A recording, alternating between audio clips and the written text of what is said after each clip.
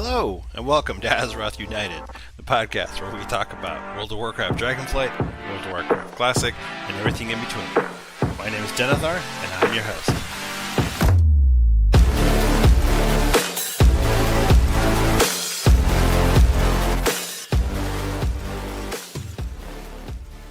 Alright, let's get into it. So, World of Warcraft Classic. The hardcore servers have opened up on August 24th.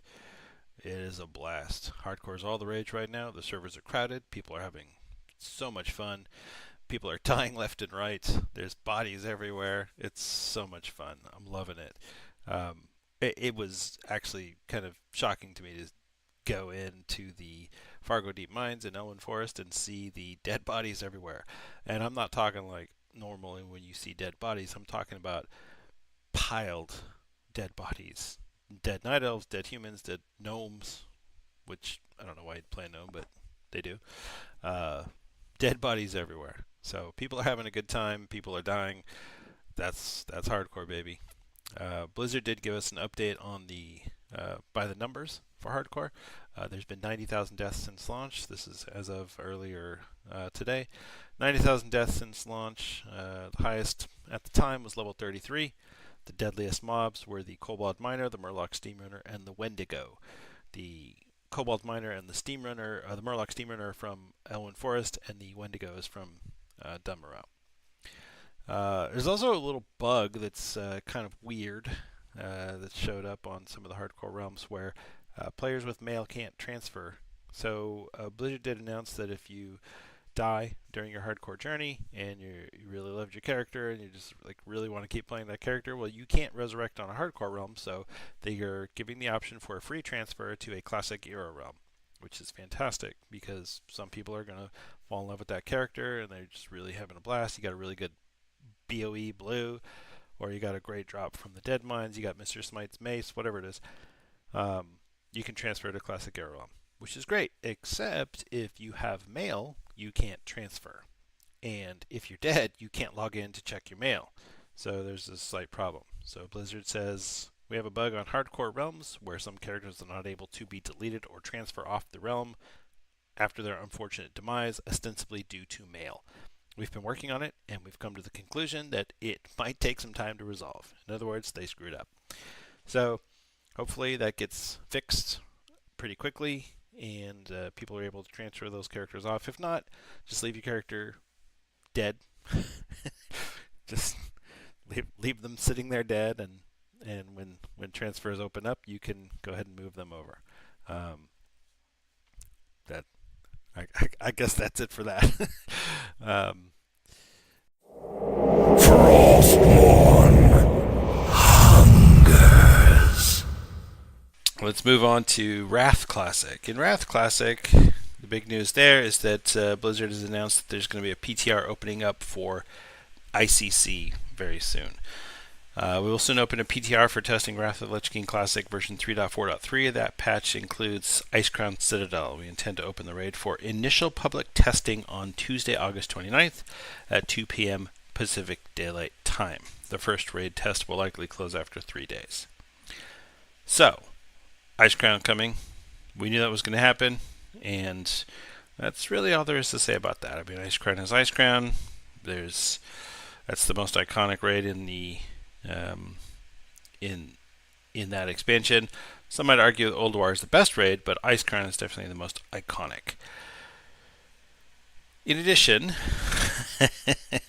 and man, people are salty about this, but during the WoW Community Council live chat that took place for the hardcore servers that have just opened up, it came out that Blizzard is planning to, in the new PTR, they're going to go ahead and include the Random Dungeon Finder and the Quest Helper add-on. Quest Helper add-on, that's great. Questy is fine, but Quest Helper add-on, or the Quest Helper built in, would be fantastic. However, the Random Dungeon Finder going into Wrath of the Lich King, at this point in time, when there was so much complaining when it didn't get added in the beginning, and Blizzard said that's antithetical to Classic, and we don't want to do it. It's not going to happen. Well, guess what? It's happening now. Random Dungeon Finder is going in at the end of Wrath of the Lich King, just like it did originally. it came in at the end. But originally, it came in at the end to help usher in Cataclysm. So, if you were ever curious as to whether or not we were going to get Cataclysm Classic, I think this is the final piece of that puzzle. Yes, we're going to get Cataclysm Classic, and it's going to include the random dungeon finder. And if I were to make a bet, I would say that we're going to see the raid finder open up towards the end of Cataclysm Classic when we get Dragon Soul. But we'll see. In other classic news, this isn't really news. This is more just me kind of spitballing here, but there's been a lot of talk about Classic Plus and Season of Mastery 2, which Blizzard has emphatically stated it's not going to be Season of Mastery 2. It's going to be something else. Okay, that's great. You can call it Season of Classic Plus. You could call it Season of Donuts for all I care. It's going to be something new. It's going to be a seasonal server, and it gives them the opportunity to play around with things in a way that was not intended originally, in a way that is different from the way that WoW works today, which I think is fantastic. I love the idea of the seasonal server. I played on Season of Mastery when it first came out last year. It was a blast. I loved it. I had a lot of fun raiding Molten Core. The guild I was with sucked, and it completely fell apart because people couldn't handle the extra difficulties in Molten Core. We're not talking about Blackened Lair. We're not talking about Encourage. We're not talking about Nax. We're talking about Molten fucking Core was too hard for this guild, and it was a blast. I played a Holy Paladin, and it was fine. It was great, but I'm really curious to see what they come up with. Personally, I'd love to see a lot of changes. Throw in every change you can. Add to the level cap. Add some new raids. Add new dungeons. Pick up some of the lost threads from vanilla. We've got quests. Missing Diplomat is a great idea. Pick up from that quest and have it lead to a new dungeon where we fight the Defias, the true leader of the Defias Brotherhood. Not Van Cleef, not that nonsense. The real mastermind behind the Defias Brotherhood. Let's get it going, Blizz. Come on. Let's get some class changes in there. Make Paladins viable tanks. Make Boomkins viable casters. Make Hunters viable class. Let's get it going. Gear changes, you have to do it. If you have any sort of changes going into a Season of Mastery server, you've got to have some gear changes. Now, you don't need to change the existing gear, but you need to provide more of the gear that works. The reason that Warriors were so overpowered in Classic, and in Vanilla, honestly, we just didn't know it then, but the reason they were so overpowered in Classic is because the gear was optimized for that class. Not necessarily intentionally, it just, that's what was figured out. That the Warriors had the best gear.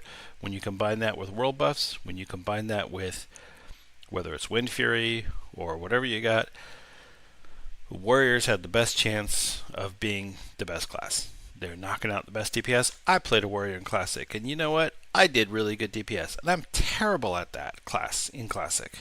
But I still did good DPS because it's just that easy. You get some world buffs on you, you get a Crusader enchant, and you're just pounding. You're just pumping and you're parsing, and it feels bad for anyone that's not a warrior. So, do I want warriors to be last? No. I still want warriors to be one of the best classes on DPS, but they're the only tank currently in Classic. They're the top melee DPS. They're the top DPS depending on who you ask and depending on what raid you're in. Mages can get in there, certainly. Warlocks can get in there. But warriors, by and large, are going to be the best at everything. Except for healing. They're obviously terrible at healing. But you give them some bandages, and I'll bet you could get a warrior to top the healing charts. You do realize I am a dragon, yes? That I can breathe fire? Just making sure. Alright, let's move on to Dragonflight. Dragonflight, that's where it's at. Because I'll tell you right now, I'm having a blast playing my Fury Warrior in Dragonflight. I'm doing some M+. Got a couple raids going in. I took most of Season 2 off, but I came back late to jump in and see what I can do. And you know what? I leveled up or geared up. I was already level 70. I geared up really fast. The gearing is so easy. I jumped into some Mythic Plus. I'm not doing too high level because honestly at this point it doesn't matter. We're about to get season 3, but I'm still doing 10s, 11s, 12s, no problem. Well, that's not true. There are some problems. I'm definitely having some problems because you go into a group and I'm not great. I'll admit it. I'm the first to say I'm not a fantastic player at World of Warcraft. But you go into a group, and if you're the top DPS and you feel like you're not a great player, that says a lot about the group. And when you get into a plus 10 or a plus 11, and the other DPS is doing 20k, you're definitely going to feel it in that group. So, and as I mentioned to one of my friends today, there's two kinds of tanks in there. There's the tanks that go in there and they sit and they boom, here we go, here's the group. And you go, boom, let's AoE this, let's burn them down. And there's the tanks that feel like they need to just run through the dungeon the whole way. And I don't understand it, and I never will. And that's okay. That's why I stopped playing a tank. Alright, so let's talk about patch 10.1.7. This is the new patch that's coming out. The release date has been announced by Blizzard. It's September 25th. Wow. September 5th, which is about a week and a half away. The PTR build is the release candidate, which means there's not likely to be any more major changes going on in that. Within patch 10.1.7, we're going to have several new features that are going to come out in the game. No new content per se, but there is a new worlds event type feature, which is the Dream Surges. So this is like the time rifts, this is like the Farak assaults, this is like the whatever the latest and greatest world event is. Blizzard seems to be unleashing one of these on us every .5 and .7 patch. So this one is the Dream Surges, and not a lot of information about it. It's basically players are going to vote on a buff, a zone-wide buff. Oh, let's step back. The Dream Surges are going to affect one zone per week. Within that zone, players will be able to vote on a buff that will affect the entirety of the zone. They'll be able to buff with a currency, so it'll be a lot like the Broken Shore in Legion, where you would apply your currency to whatever building you were trying to build. In this case, you're going to vote between two options, and so you'll either get the really good option, or people will troll the zone and you'll get the shitty option.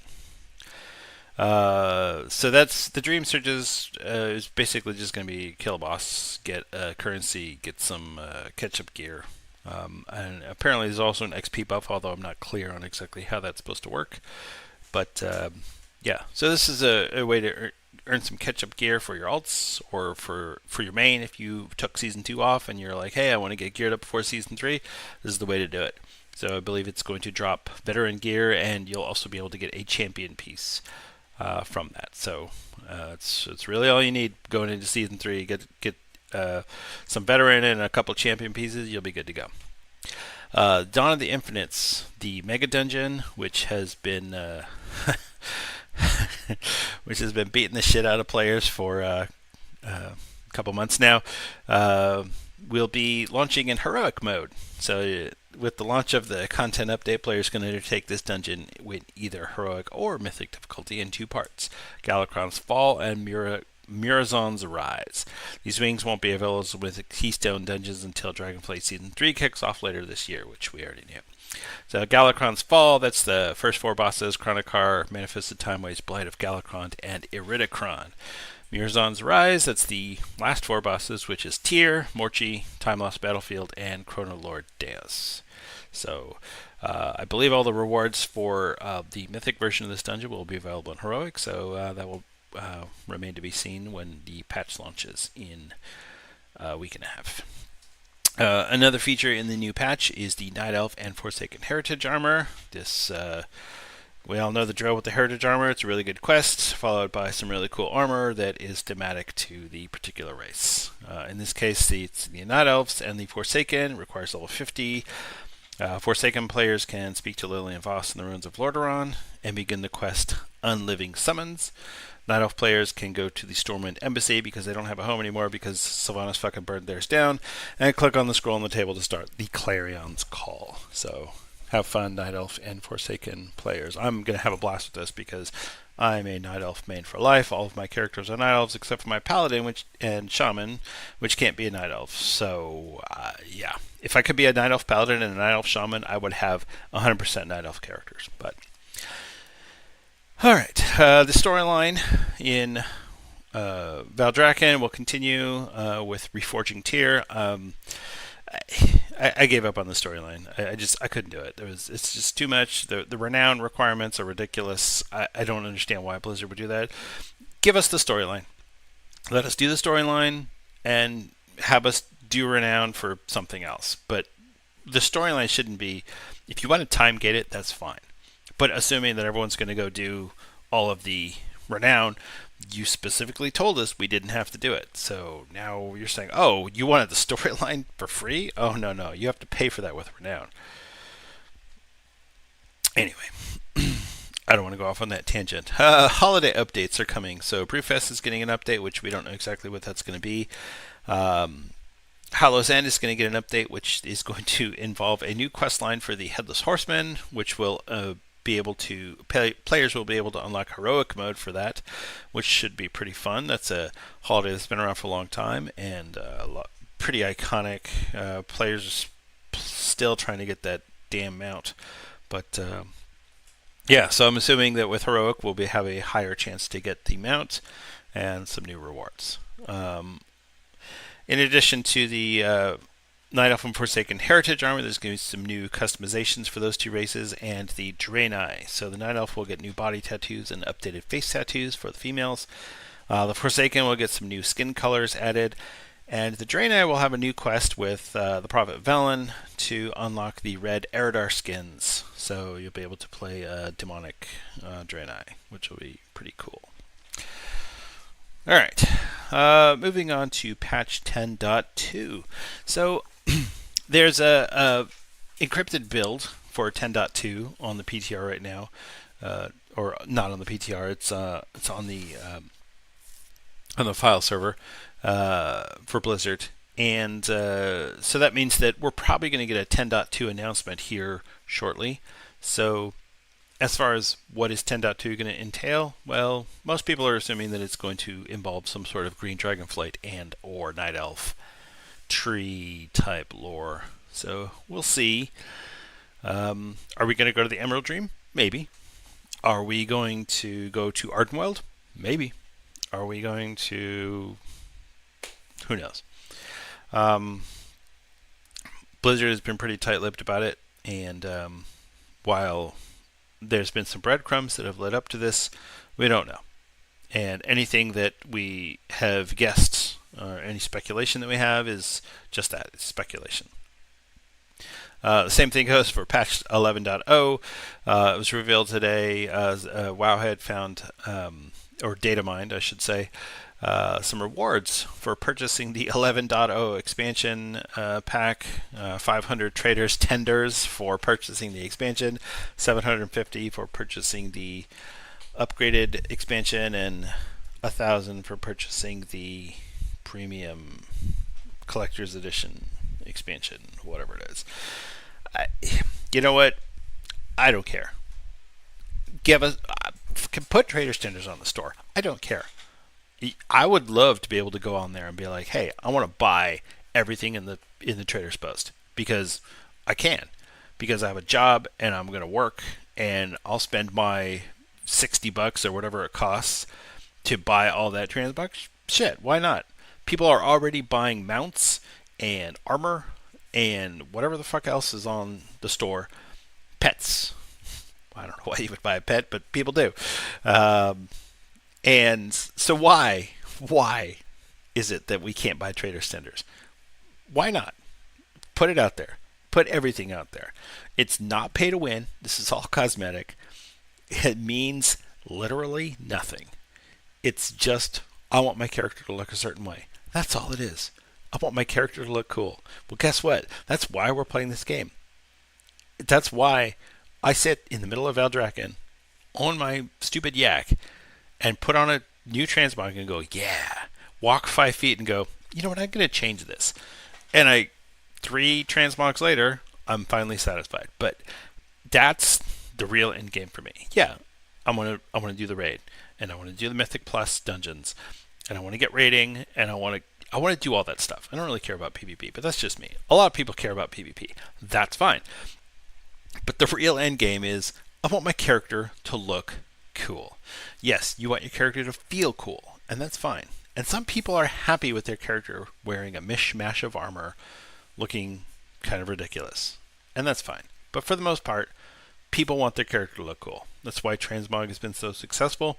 That's why we have the Trial of Style. So why are we people so upset about trader standards? Is it because you can't afford it? Well, you know what? I'm sorry. I don't know what to tell you. You also can't afford 50 WoW tokens to be able to buy the Brutosaur mount. Okay, that's fine. Some people did. Some people bought it with real money. They put that money into it in BFA. They exchanged it for in-game gold, and they bought the Brutosaur, and now they have it. And guess what? Nobody cares. Nobody cares. So, it's just something to think about. Query? What do you think I'm here for? Tea and biscuits? Spill the beans already. All right. At this point, I want to go into our lore discussion. This isn't really much of a lore discussion. This is really more of a discussion about the future of WoW Classic. Because, as most people know, after Wrath of the Lich King, Blizzard released Cataclysm in 2010, December of 2010. Cataclysm is remembered for being having really hard heroic dungeons, for having pretty good raids right off the bat, but mostly it's remembered for completely changing the face of Azeroth. So all of the zones got changed to allow for flying, and which was fantastic. I love being able to fly in the old world, fly through Goldshire, fly through Dummerow, all over the place. Let's go. The problem is that people had spent years, we're talking 6 years, going through the same quests and the same zones, and they knew everything, and it felt like home. You go through Elwyn Forest, you know the quest, you know the NPCs, you know what to do. If you're a Night Elf, you go through Darkshore. If you're a Horde player, you go through the Barrens. If you're a Forsaken, you go to Hell. Everybody knew what the world contained. And Cataclysm came in and changed that completely. It's not a small thing. Some people try to make it sound like, oh, well, it's just, whatever. It's just zones. It's just quests. It wasn't just quests. It was those NPCs. And Blizzard specifically gave us quests to remind us that those NPCs were now dead. If you were a Night Elf and you were in Darkshore, you would get a quest to go find, see if there's any survivors. And you would go and find those NPCs that gave you all those quests, all those years, and they were fucking dead. And that was hard to handle. Because that was memories. I felt that. I literally went through on my Hunter in 2010 before Cataclysm was released. Because I knew it was going to happen. And I went through and I took all these screenshots of all these characters in Aberdeen. And that's it. It's gone. Now, at the time, I didn't know that there was going to be Classic. So, obviously, we could go back there anytime we want now because we have Classic era servers. But before Classic, before 2019, the only way to go see those old zones was to go on a pirate server. You go on a private server, which is various states of legal issues, but that was the only way to experience those old zones again. If you went to Darkshore, you were going to get the bullshit Darkshore with Malfurion in the center and all that nonsense. It wasn't fun. I didn't like it. I still haven't done many of those zones to their completion. I haven't done the whole storyline because to me, that's not Darkshore. That's some other zone. Now, players who started playing after Cataclysm or at that point forward, they don't care. To them, it doesn't matter, and I get that. They're interested in the gameplay, they're interested in the new lore, fine. But to me, I started playing in 2005. That's where I cut my teeth. That's what I knew. That's what I wanted, and it went away. Now, we still have Classic Era, and it doesn't look like Classic Era is going to go anywhere. Will Wrath of the Lich King Classic move into Cataclysm just the way that Burning Crusade Classic moved into Wrath of the Lich King Classic? Possibly. Will Blizzard keep Wrath of the Lich King Classic Era servers around? I don't know. Maybe. Maybe not. But that's, to me, Classic ends with Wrath of the Lich King because that was when the world changed. So, that's my thoughts on that. I don't want to get too deep into that because it just sounds like me complaining a whole bunch, which it is.